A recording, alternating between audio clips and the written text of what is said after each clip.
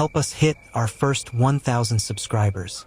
Your support drives us to create even more wonderful stories. Thanks for being part of our journey. Nina met Marcus during their sophomore year of college.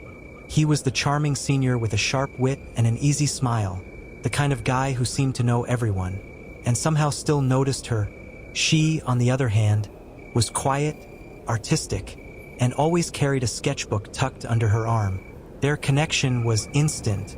What started with a shared table in the library quickly turned into late-night walks around campus, coffee dates that lasted hours, and text messages that never stopped. By the end of that year, they were officially a couple. Their friends teased them for being inseparable, calling them the future power couple, and it felt true. Marcus was ambitious, studying finance with dreams of starting his own firm, while Nina was chasing her dream of being a children's book illustrator. They dreamed big together. A house with a garden, a golden retriever, maybe 2 kids and yearly vacations to Italy. After graduation, they didn't wait. They moved into a cozy townhouse just outside the city and got married the following spring. The wedding was small but beautiful. Nina wore a flowy white dress with lace sleeves, and Marcus couldn't take his eyes off her. He whispered during their vows that he'd protect her forever, and in that moment, Nina truly believed him. They weren't rich, but they were happy.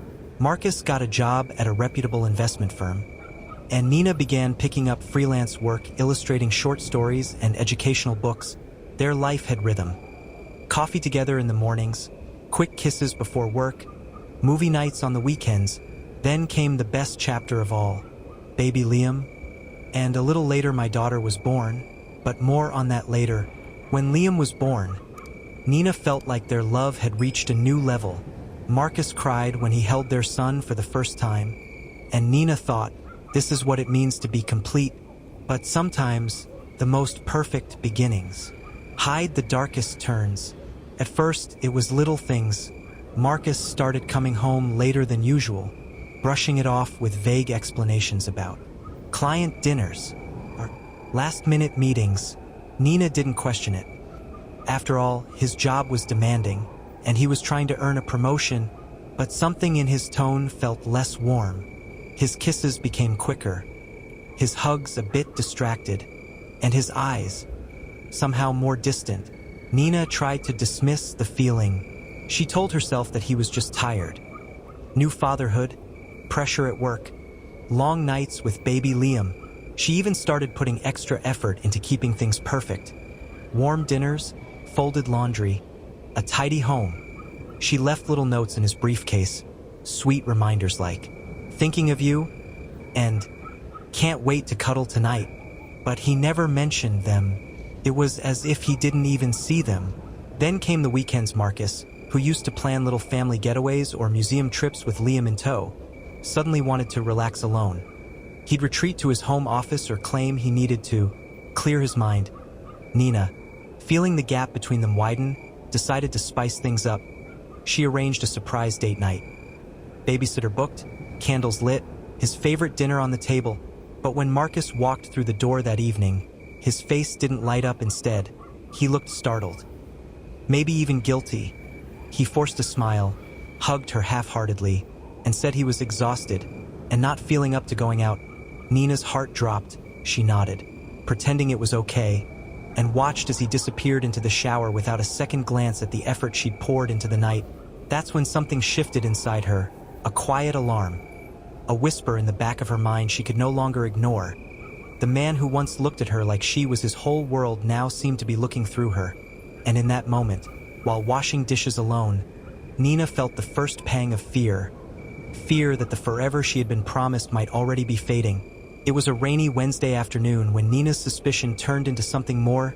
Liam had finally drifted off to sleep after a cranky, restless morning, and Nina sank onto the couch with a sigh, scrolling aimlessly through her phone. She wasn't looking for anything in particular, just distraction, a moment of peace in the storm of her thoughts. But then Marcus's phone buzzed on the armrest beside her. It was unusual for him to leave it out lately. He kept it in his pocket, face down, or locked away in his office. But this time, it was there, and it lit up with a preview of a message. The sender's name was saved under a generic label, JT, but what caught Nina's eye wasn't the name. It was the words, "Miss you already. Last night was wow." Her heart stuttered in her chest for a moment. She just stared at the screen. Paralyzed, 100 thoughts raced through her mind, but one screamed louder than the rest. "No, please. No." She told herself it could be a misunderstanding. Maybe it was an old friend. Maybe it meant something else, but deep down, she already knew the truth. Her hands trembled as she picked up the phone, the weight of it suddenly unbearable. She hesitated. She'd never gone through Marcus's messages before. They had always promised honesty, respect, trust, but that message had shattered all of it in an instant. With shaking fingers, she unlocked his phone using the code she once thought was a sweet symbol of intimacy. Their wedding anniversary. What she found made her stomach twist. A thread of messages, flirtatious, intimate, and far too detailed to misread. There were pictures too. Nothing explicit, but enough to confirm the reality she had dreaded. The woman, Jessica Turner, was not only someone Marcus had been meeting up with, but someone he had been emotionally investing in. Jokes, nicknames, inside stories. All things that used to be theirs. Nina dropped the phone onto the couch as if it burned her skin. Her chest felt tight, her breath shallow. She wanted to scream, cry, punch something, but instead, she sat frozen. The sound of the rain tapping against the windows filling the suffocating silence. In that moment, 1,000 images flashed through her mind. Their wedding day, Liam's birth, the nights they spent dreaming about the future. All of it, now tainted. Her hands instinctively moved to her stomach. She wasn't pregnant, but the betrayal made her feel sick, like something inside her had been poisoned. Nina didn't know what she would do yet. She wasn't the type to explode without thinking. But one thing was clear. Everything had just changed, and there was no going back. The house felt colder than usual that night. Though the thermostat hadn't changed, Nina wandered through the quiet rooms like a ghost, every glance toward the couch or the dinner table pulling memories to the surface. She kept replaying the messages in her head, each word echoing like a scream she couldn't silence. Last night was wow. That phrase alone had become a hammer pounding away at her chest. Marcus came home late. Later than usual, his tie was loosened, his smile lazy, as if nothing had happened. "Sorry, babe," he said, kissing her cheek like always. Traffic was a nightmare. Nina flinched at his touch, her body stiff as stone. She didn't say anything. She couldn't. Not yet. She watched him eat the dinner she had reheated twice. Watched him laugh at a video on his phone. The same phone. The phone that betrayed her. But what terrified her most wasn't just his affair. It was how normal he looked. How easily he was able to come home, sit at their table, and pretend like their life was whole. Later, after Liam had been tucked into bed, Nina stood in the doorway of their bedroom, watching Marcus scroll through Netflix like nothing was wrong. Her mouth opened, but no words came out. Every possible confrontation replayed in her mind like a script, but she couldn't pick a scene to play. Would she scream? Would she cry? Would she ask why? Instead, she turned and walked to the bathroom, locking the door behind her. She stared at herself in the mirror, eyes red, lips trembling. "What am I doing?" she whispered. She wasn't sure. Part of her wanted to confront him right then and there, to throw the phone at him and watch his lies shatter. But another part, a quieter, more fragile part, wanted to pretend it wasn't real. Just for one more day, one more night. She sat on the edge of the bathtub, wrapping her arms around herself like armor, and cried in silence. No sobs, no wailing, just quiet, broken tears. Her marriage was bleeding, but she didn't know yet whether to grab a bandage or let it die. The betrayal was fresh, raw, like a wound she couldn't even touch. And as much as she hated the uncertainty, she wasn't ready to let go. Not yet. Not tonight. The next morning, Nina woke up to the smell of coffee and eggs sizzling on the stove. Marcus was already dressed for work, his tie perfectly knotted, his smile as charming as ever. "Made you breakfast," he said cheerfully. "Thought you could use a little break." Nina stared at him for a moment too long, trying to decode the man standing in front of her. The same man whose text messages kept her awake all night. She forced a smile and sat at the table, pretending to eat while her mind spiraled. How could he do this? How could he look me in the eyes and still lie so easily? Every bite turned to ash in her mouth. Her stomach churned, not from the eggs, but from the bile of betrayal sitting just beneath her ribs. After he left, she couldn't take it anymore. She went straight to his office drawer, the one she usually never touched. It was still locked, as always, but she knew where he hid the key. Her hands trembled as she slid it into the lock and opened the drawer for the first time in years. Inside, she found receipts, dozens of them. Expensive restaurants she had never been to, jewelry stores she had never received gifts from, hotel bookings she'd never heard about. One of them was from last week, a reservation for 2 at a romantic lakeside inn. Dated the same night he said he was working late with the team. That was the first time her rage began to eclipse her heartbreak. He wasn't just having an affair. He was building another life. One that didn't include her. One that fed off of her trust and innocence. The doorbell rang, snapping her out of her trance. A package had arrived. A small, velvet-covered box addressed to Marcus. Without thinking, she opened it. Inside was a bracelet, delicate, gold, engraved with the name Lena. Her fingers gripped the box so tightly, her knuckles turned white. Lena. Now she had a name. Nina didn't cry this time. She didn't panic. She just sat down, the box in her lap, and let the cold numbness settle into her bones. There was no denying it now. Marcus had betrayed her in every possible way. Emotionally, physically, and now financially. She wasn't sure what her next move would be, but she knew one thing for certain. She was done pretending everything was okay. Nina didn't leave the house for 2 days. She turned off her phone, shut the blinds, and sat in silence with the bracelet in her hand and a folder full of receipts spread across the dining table. She stared at them like puzzle pieces, trying to fit them into a picture that made sense. But all she saw was a masterpiece of betrayal. The deeper she looked, the more twisted it became. By the 3rd morning, she snapped. She called Marcus at work. "Hey, babe," he answered casually. "Everything okay?" "No," she said coldly. "We need to talk now." There was a long pause on the other end. Then he replied, "I'll come home early." When Marcus walked through the door that afternoon, the house was dim. Nina stood in the living room holding the bracelet box. Her hands didn't shake this time. She didn't cry. She was past that. Her voice was ice. "Who's Lena?" The way his face fell, the micro-expression of panic before the smooth mask returned, told her everything she needed to know. "Nina, listen, I can explain." She laughed. It was bitter and sharp. "Oh, I'm sure you can, but you won't. So I'll go first." She laid out the receipts one by one like evidence in a courtroom. She told him about the drawer, the hotel stays, the bracelet, the lies.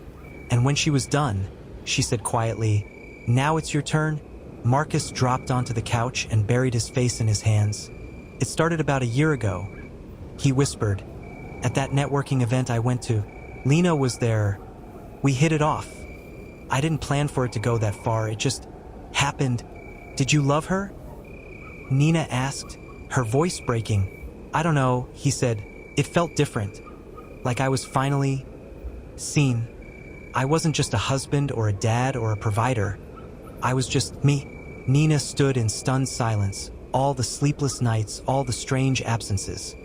The way he started taking more care with his appearance. The increased trips for work. It had been right in front of her. "And me?" she asked. "What was I? The housekeeper? The placeholder? The person who made your real life look respectable?" He didn't answer. That silence broke something in her. "I want you out," she said, her voice steady. He looked up in disbelief. "Nina." "No," she snapped. "You don't get to Nina me right now. Pack a bag. I want you gone by tonight." Marcus sat frozen for a few seconds, then slowly got up and walked down the hall to their bedroom. The door shut behind him, and Nina was left in the silence of a home that no longer felt like hers. But for the first time in a long time, she finally felt a sliver of control return to her chest. A storm had passed, but it wasn't over. It was just the beginning of a war. The morning after Marcus left, Nina awoke to an eerie quiet. No footsteps down the hall, no clinking of a coffee cup, The house felt hollow, like a body with the soul sucked out. But there was something else too, something sharper. A tension in the air she couldn't place. She wandered into the kitchen, still in her robe, and glanced at her phone's 17 unread messages. Most were from her sister, a few from concerned friends. But one stood out, an unknown number, no contact, just a simple text. "You deserve to know everything. Call me L." Her heart skipped. L. Lena? Nina stared at the message, her hands trembling as 1,000 thoughts raced through her mind. Was this some kind of joke? A setup? Or was Lena trying to gloat, to rub salt into wounds still bleeding? But curiosity is a cruel drug. She typed back, hands shaky. "What do you mean everything?" The response came seconds later. "I didn't know about you at first. He lied to both of us. I swear." Nina's breath caught. Was this a trap? Or had Marcus truly played both sides? After 20 minutes of pacing, overthinking, and half a glass of wine, even though it was barely noon, she made the call. Lena answered on the first ring. "Hello?" Her voice was soft, unsure. Nina took a long breath. "You wanted to talk. Go ahead." I know you have every reason to hate me," Lena began, "but I didn't know about you. Marcus said he was separated. Said you were living apart, working on custody for your kids. I believed him. I was stupid. Then why did you stay after you found out the truth?" Nina snapped. There was a pause, because I was already in too deep. Lena went on to explain how Marcus had spun a fantasy. A sad, broken man trapped in a loveless marriage, clinging to hope, needing comfort. He played the victim perfectly. Lena fell hard, but she'd started sensing cracks. Too late replies. Secretive behavior. Then, 3 weeks ago, she followed him after dinner. That's when she saw him kissing Nina in the driveway. I confronted him, Lena confessed. He swore it was just for the kids, that it meant nothing. But he lied to me too. And then, he started getting angry. Angry how? Nina asked slowly. He threatened me. Said if I ever told you, I'd regret it. Nina went cold. He said that? Lena's voice trembled. Yes, he said no one needed to know. That we could all just go back to how it was. But it was too late for that now. I'm sorry, Lena whispered. I know that doesn't mean much, but I wanted you to hear it from me before things get worse. Worse? Nina echoed, and that's when Lena dropped the final bomb. I think he's hiding something bigger, she said quietly. Money, maybe even debt. He made me sign things. He said it was for a shared account, but I think he's using my name for something illegal. Nina froze, her stomach dropped. What had she gotten dragged into? I'm scared, Lena added, and I think you should be too. The line went dead. Nina stood in the middle of her kitchen, phone still in hand, the hum of the refrigerator the only sound in the room. For the first time since discovering the affair, she felt something stronger than heartbreak. She felt fear, and it was just the beginning. Nina didn't sleep that night. She lay wide awake in the dark, Lena's words echoing like distant thunder in her mind. He made me sign things. I think he's using my name for something illegal. Marcus, the same man who kissed her forehead every night, who made pancakes in the shape of hearts for Annie, was suddenly a stranger cloaked in secrets. By sunrise, Nina was already dressed, her hair tied back, eyes bloodshot but focused. She wasn't going to cry today. Not anymore. She pulled out the old black folder Marcus kept in the drawer of his home office. The one he claimed was just tax stuff. Her hands trembled slightly as she opened it, revealing a messy stack of bank statements, random envelopes, and printed passwords. That's when she saw it. A printout from an account she'd never heard of. First Shore Investments. The balance was startling, over $43,000, and the name listed on the document? Lena Caldwell. Her breath caught. Nina's fingers flew across the keyboard as she searched for the bank online. The logo matched the one on the printout, a real institution, but clearly one Marcus had never mentioned. She tried logging in using one of the passwords he reused all the time. Annie 2020. And just like that, she was in. Her heart raced. The account had seen frequent transfers, large sums, from Marcus's known salary account, but redirected into Lena's name. Thousands moved back and forth over the past 8 months. And then something else. Another document, tucked between pages. A signed authorization from Lena, allowing Marcus to act as a financial proxy. Her signature looked real. Nina's stomach turned. This wasn't just an affair. This was fraud. He had built an entire financial pipeline under her nose, using his lover's identity to hide money from her. Whether it was for taxes, debts, or something more dangerous, she didn't know yet, but it was intentional, calculated. She wanted to scream, to smash the laptop, but instead, she grabbed her phone and began taking photos of every single page. If Marcus wanted to play dirty, she'd be ready that evening when he came to the house, just to check in. Nina played it cool. She didn't mention the account. Not yet. Instead, she watched him. The way he casually kissed Annie's forehead. The way he asked if Nina needed help with the dishes. So normal, so perfectly scripted. Her skin crawled. Did something happen today? Marcus asked, wiping his hands on a towel. Nina shook her head. Just a normal day. But inside, her mind was burning. Because now she had a secret too, and Marcus was about to learn what it felt like to be kept in the dark. The house was quiet, too quiet. Nina sat alone at the kitchen table, her phone glowing in the dark. It was past midnight, and the only sound was the soft ticking of the wall clock. Every second felt like a countdown. She had gone over every document, every screenshot. She knew what she had to do. She wasn't going to confront Marcus in rage. Not this time. She was going to let him confess.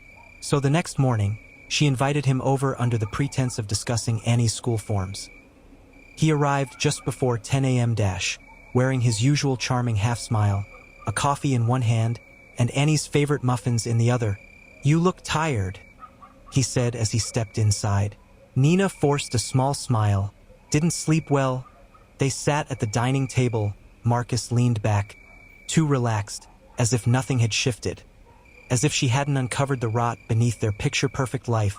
"I want to talk," Nina said, her voice calm but razor-sharp. Marcus raised an eyebrow. "About what?" "About Lena." The muffin paused halfway to his mouth. "What about her?" Nina folded her arms. "About the $43,000 under her name. About the proxy signature. About First Shore Investments." For the first time in years, Marcus looked unprepared. The color drained from his face. His mouth opened but no sound came out. "You went through my papers?" he finally asked, barely above a whisper. "I went through the lies," she shot back. "I wanted to know what else you were hiding. And I found more than I ever expected." Marcus set the muffin down, suddenly nauseated. He tried to speak again, but Nina cut him off. "Don't lie." "Not this time. I already know. I just want to hear it from you." He looked down at the table. For a long time, he didn't say anything. Then, finally, he exhaled. "It wasn't supposed to go this far," he murmured. "What was? The affair? Or the money laundering?" He winced. "I didn't launder anything," he said. "I just needed a way to keep money separate. For us. For our future." Nina narrowed her eyes. "For us? You used her name. You slept with her. Don't you dare twist this into something noble." He looked up, guilt washing over his features. "At first it was just an account. I didn't even know she'd find out. I used her name with her permission. She thought it was some harmless paperwork. I never meant for it to explode like this." "And the relationship?" Nina asked coldly. "Was that harmless too?" Marcus didn't answer. Nina's chest tightened even now, with everything exposed. He still couldn't bring himself to say the words. She felt a strange mix of fury and pity. "You know what hurts the most?" she whispered. "Not the money. Not even the betrayal. It's that you thought I wouldn't find out. That you believed I was so stupid, so blind. I was scared," Marcus admitted. "I didn't want to lose Annie, or you." Nina stood up. "You lost us the moment you made her your secret." She walked to the hallway, grabbed the envelope of evidence she'd prepared and tossed it onto the table in front of him. "Get out," she said, "and take this with you. You'll need it when your lies catch up to you in court." Marcus looked down at the folder, then back at her. Broken, but Nina didn't flinch. She was done being the one who begged now. He could live with the silence. The day after Marcus's confession, the world felt eerily still for Nina. The silence in the house wasn't peaceful. It was hollow, like the quiet that follows an explosion.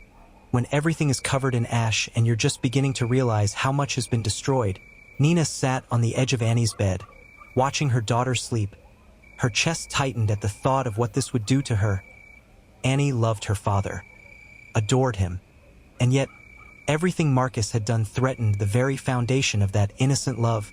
She wondered how much of it Annie had already sensed. Kids always knew more than they let on. Marcus had texted twice. Both messages read like half apologies. "I didn't mean to hurt you. I still love you," and Nina didn't reply. Not because she didn't want to, but because she didn't even know what to say anymore. Later that morning, Nina received a call from her bank. MS Holloway. The woman on the other end said, "We wanted to confirm an unusual activity alert on your joint savings account." Nina's stomach dropped. "What kind of activity?" she asked, already dreading the answer. There was an attempted transfer of $15,000 yesterday evening. It was flagged due to destination routing issues. Nina's hand tightened around her phone. Marcus. He must have tried to move money before she could freeze the accounts. "I'd like to revoke his access." "Immediately," Nina said, her voice sharper than she meant it to be. The bank agent confirmed the request. Nina hung up and leaned against the kitchen wall, trying to slow her breathing. He wasn't just guilty of betrayal. He was still trying to take from her, even now. That evening, after Annie went to bed, Nina sat alone at the dining table. The silence buzzed in her ears. She stared at the folder Marcus had left behind. The one with all the documents he didn't want her to see but hadn't denied either. She opened it slowly, her hands shaking. Bank transfers, copies of signed contracts under Lena's name, text messages printed from Marcus's encrypted backup. It was all there. The full scope of the double life he had built. One lie layered over another like some fragile tower of cards. There was even a scanned plane ticket. A flight booked 2 months ago to Denver, a return flight for 2. Not just a business trip, a planned escape. Nina's blood ran cold. Had he planned to leave them? Had Lena agreed? Or worse, had they been waiting until Nina found out, hoping it would push her into wanting him gone? The rage returned, but it was calmer now, focused, like a storm that knew exactly where to strike. She didn't need to scream or cry anymore. She just needed to finish this. With trembling hands, Nina opened her laptop and began typing. An email to her attorney, a second to her accountant, a third to her landlord, inquiring about removing Marcus from the lease. Every message she sent felt like reclaiming a piece of herself. But the hardest message of all came last. The one she'd avoided for days. She opened a blank message addressed to Lena. Just her name in the to field made Nina's jaw clench. She stared at the blinking cursor for a long time before finally typing. "I know everything. You took what wasn't yours, and I'm not done with you, dash." Then she hit send, and for the first time in weeks, Nina felt powerful again. Not healed, not whole, but no longer broken. Lena stared at her phone, the glow from Nina's message lighting up her otherwise dark bedroom. Her stomach twisted at the bluntness of those 3 short lines. It was the first contact from Nina since everything had fallen apart, and it wasn't a plea or an emotional breakdown like she'd half expected. It was a warning, and that terrified her more than anything. She had underestimated Nina. That was her first mistake. Sitting alone in her upscale apartment, the one Marcus had helped her rent just 3 months ago, Lena began to feel the unraveling start. Rent was due in a week. Her job at the gallery was on thin ice after a recent scandal, and Marcus hadn't responded to her texts all day. She had texted him 6 times. No reply. No missed calls. No explanations. "What are you doing, Marcus?" She muttered aloud, pacing. The last time they'd spoken, Marcus promised they'd figure things out together, that he just needed time. But Lena was no fool. She had seen the look in his eyes the day Nina found out. He was unraveling faster than she was. Lena opened her laptop and logged into their shared cloud folder. The one they used to store their private insurance, photos, messages, even audio clips. But it was empty. Everything had been deleted. Her heart dropped. She checked again, refreshed. Still gone. She called Marcus. Voicemail. Again. Voicemail. Panic settled in her chest like lead. This wasn't part of the plan. She was supposed to have leverage without it. She had nothing but a ruined name and an unpaid apartment. And that's when she made her next mistake. She tried to threaten Nina back. Typing with shaky fingers, she sent a cold, rehearsed message. Careful with what you think you know. You're not as innocent as you think. You go down. And maybe you'll take Marcus with you. But don't think I'll stay quiet. She regretted sending it almost immediately. Across town, Nina read the message in silence. Then she calmly forwarded it to her attorney and made a note in her growing folder titled Legal Evidence. Later that night, Nina received a call from an unknown number. She nearly declined it, assuming it was either spam or another attempt by Lena to provoke her. But something made her answer. It wasn't Lena. It wasn't Marcus. It was someone far more unexpected. Mrs. Holloway? A voice asked, male, young, nervous. Yes. My name is Ryan. I used to work with Lena at the gallery. I think you need to know something. Nina froze. What kind of something? There was a pause. Then, she's done this before. Nina sat frozen on the edge of her couch, the phone still pressed to her ear long after Ryan had hung up. His words echoed like a ticking clock in her head. She's done this before. To someone else, same story, same tactics, same destruction. Her hands trembled as she opened her laptop. She had written Lena off as a manipulator. Yes, but this was something darker. A pattern. A predator in plain sight. Nina searched through the gallery's archived blog posts, digging into years-old staff rosters and project photos, and there it was, a team photo from an art residency in Boston, Lena in the front, her arm wrapped around a man who bore an unsettling resemblance to Marcus. His name was Jonah, a promising sculptor, and according to a quick Google search, he had disappeared from the art scene completely 2 years ago. No updates, no new exhibits, just gone.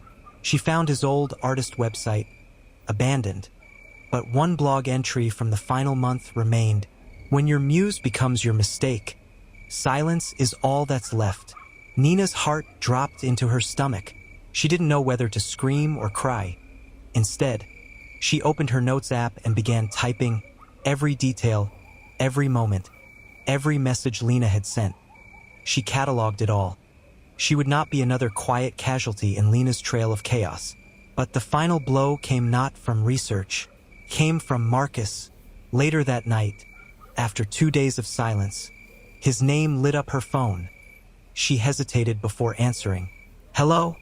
I messed up," he said, voice hoarse and broken. There was a long silence. Nina didn't respond. She wanted him to speak first, to finally take ownership. "I knew what she was like," he continued. "I had doubts, even when it started, but I didn't stop, and now she's threatening to ruin both of us." Nina's voice was calm, almost eerily so. "She already did." Marcus exhaled sharply. "You didn't deserve any of it. I see that now." "No," Nina said firmly. "I didn't. But Annie definitely didn't. And that's why this ends now." Marcus fell silent. "I have a file," she added. "Documents, messages, photos, everything from Lena, from you. I've spoken to a lawyer. He didn't even ask how she got it. He knew. And you're going to do what?" he asked finally. "Press charges?" "I don't need revenge," Nina said. "I need accountability. I need truth. For my daughter, for myself." There was a quiet moment. Then Marcus whispered, "What do you want me to do?" Nina took a breath. "You're going to testify. You're going to tell the gallery board everything Lena's done. Not just to me, but to Jonah, to others. You're going to make it right." Marcus didn't argue, because for once, he had nothing left to hide behind. And the next morning, when Lena showed up at the gallery in her usual sharp heels and smug smile, she was greeted not by admirers, but by the board of directors. HR, a legal rep, and Marcus, her past had finally caught up to her. And this time, there was no one left to seduce, threaten, or blackmail. Nina stood outside the building with Annie, holding her daughter's hand, watching the scene unfold from a distance. "Mommy?" Annie asked. "Why are we here?" Nina smiled gently. "Because sometimes, sweetheart, the truth needs to be seen." And just like that, the page turned. The storm was over, but the scars would never let her forget the cost of trusting the wrong person.